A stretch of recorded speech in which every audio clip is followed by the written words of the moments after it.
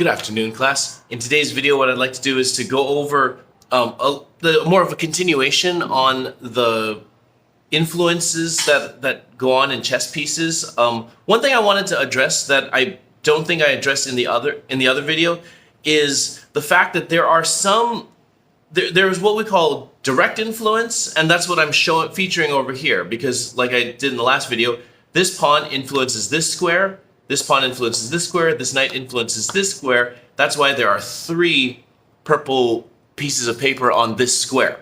However, there's more of an indirect influence that can occur.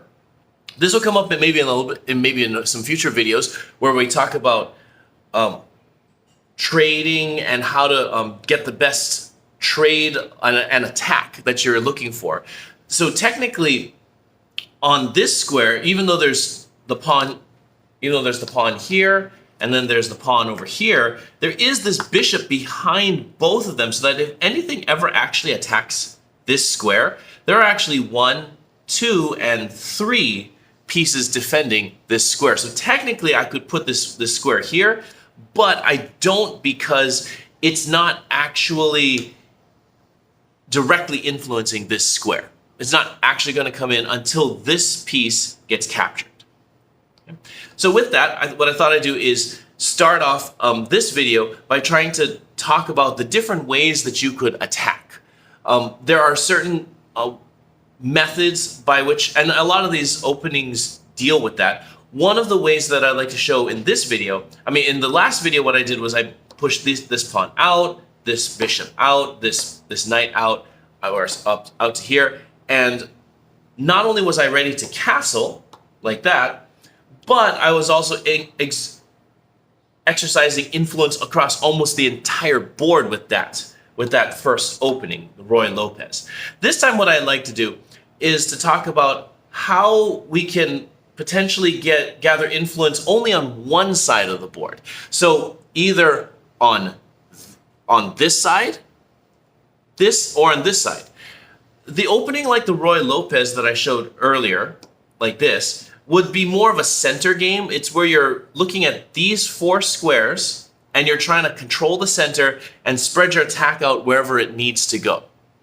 Kind of like pushing your pieces into the center and then spreading your attack this way, or just punching down the center and attacking like that. So this time what I'll do is I'll go through a little bit more of not really a subtle variation, but a different approach to all of this. These are from the more modern variants or more modern openings. So what you do is you push this pawn out, and now you spread your influence over here, but you've also included some extra influence now from this bishop. Okay, so your opponent can respond, and notice in this case I'm not actually diving into the center. I still have no influence in the center over here. My opponent can, of course, try to extend their influence like in a normal chess opening. And as you can see, this square is contested because you have the influence of this pawn here and this pawn over here. However, what I'm going to do now is a little bit different, because now I'm going to put my bishop out here. Now, and in this one move, as you can see, I've now increased my influence on the board in this direction. Now, of course, my opponent can obviously respond to that, maybe put out this pawn over here, and they've now blocked this influence, so that one's gone, and increased their influence over here and over here. And of course, obviously, these start opening up. So we've got some extra pieces over here, like so.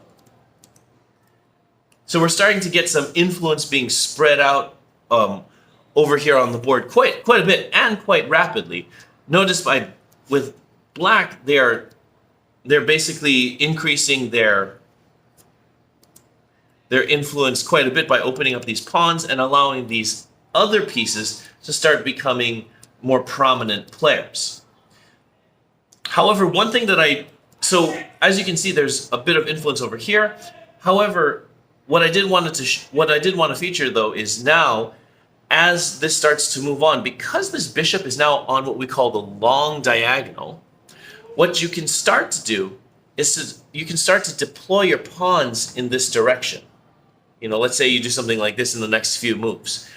Notice what happens to the sphere of influence. It starts getting quite large.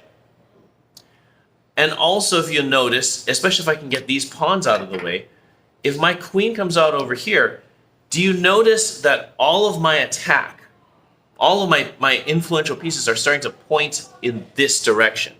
I'm basically pointing towards this side of the board, and I'm challenging this side. Especially if I can get these pawns out of the way, now I've got direct lines all the way over here. So that's one of what we call the more modern variations of these attacks. The reason, of course, the reason for this is because sometimes you don't want to be in the center. You want the opponent to respond and do something. And your job is to then exert your influence around the sides of the board.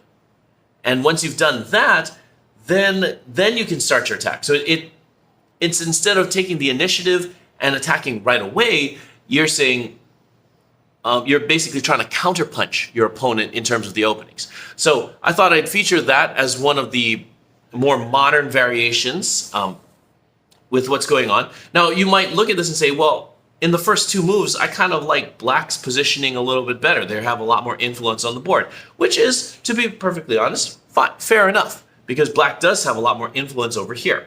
However, white is setting up to really take the influence on this side, on this diagonal right over here. So that's one of the modern variations of this. Obviously, you'd have to have a different mindset in order to play through this kind of an opening. So study hard, and I'll see you in the next video.